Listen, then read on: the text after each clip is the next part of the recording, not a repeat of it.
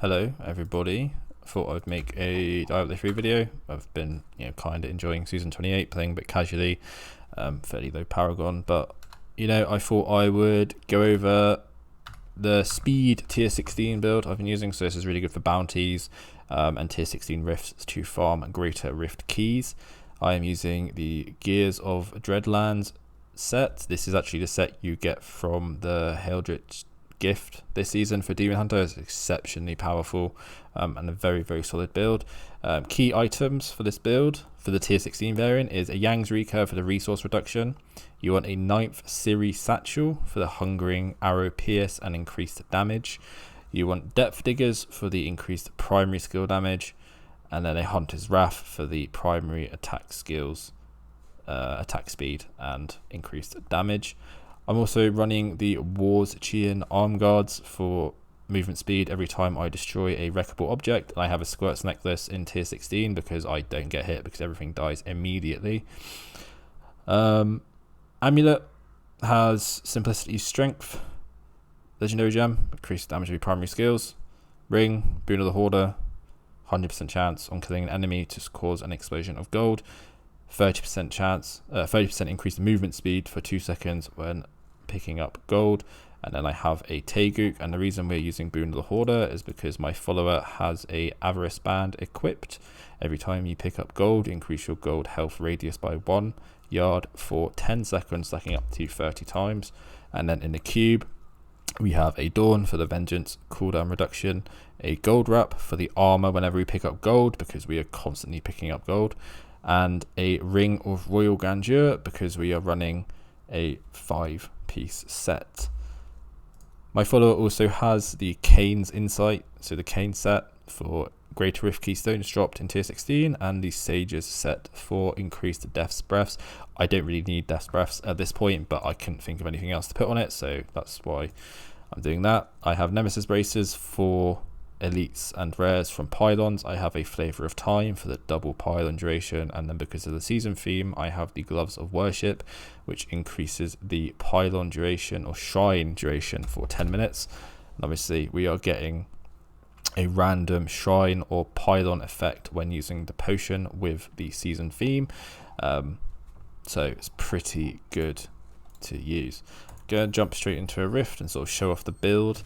This build is incredibly fast. What I tend to do is I build up momentum stacks before going off, and then I just start blasting. Ideally you want to be using your potion between rifts because the 10-minute buff does actually stack. And we got a speed pylon right off the bat, so this rift is going to be incredibly fast. As you can see, the speed for me is almost too fast. Like you sort of lose track of where you are. Picking up loot becomes a bit difficult. It's definitely quite good for farming materials.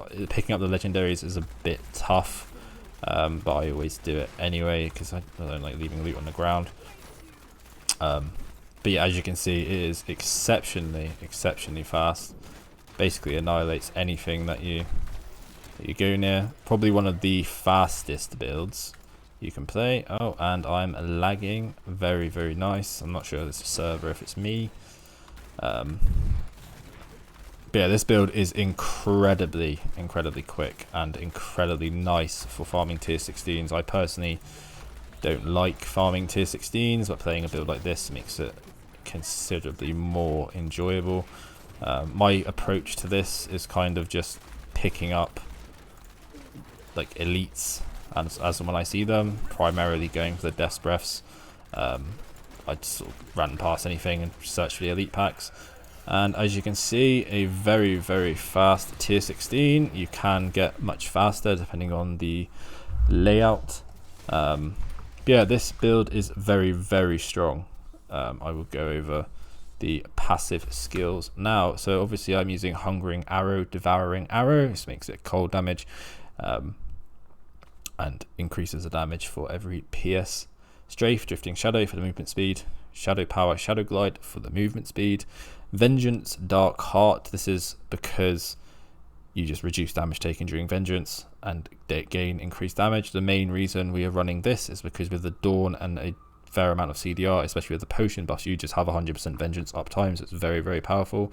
Smokescreen displacement, increased movement speed, and you can go invisible when you pop in the shrines just so you don't get one shot. And preparation focus mind, just to gain a discipline over 15 seconds, because we have the resource cost reduction on the Yang's recurve, so you don't really need that instant discipline. And with the CDR, this is basically up all the time.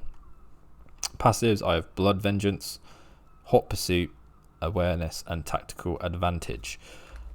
This build is pretty damn strong for tier 16s, especially for bounties as well. I definitely recommend, if you need to farm bounties or farm some tier 16s, this is the way to do it. Incredibly fast. It works fine in group play as well, because if you're doing split bounties, you benefit from everything you benefit in a greater rift, because mobs drop gold and there's breakable objects and you're just fast as fuck. Overall, very, very solid speed farming character, and probably going to push a few Paragon levels and try and do the 150 on the Demon Hunter if possible with the Marauder set, but I'm not too sure. But yeah, I haven't put a video out for a while, so I thought I'd make one on Diablo because I've just been playing it recently. Thanks for watching, and goodbye.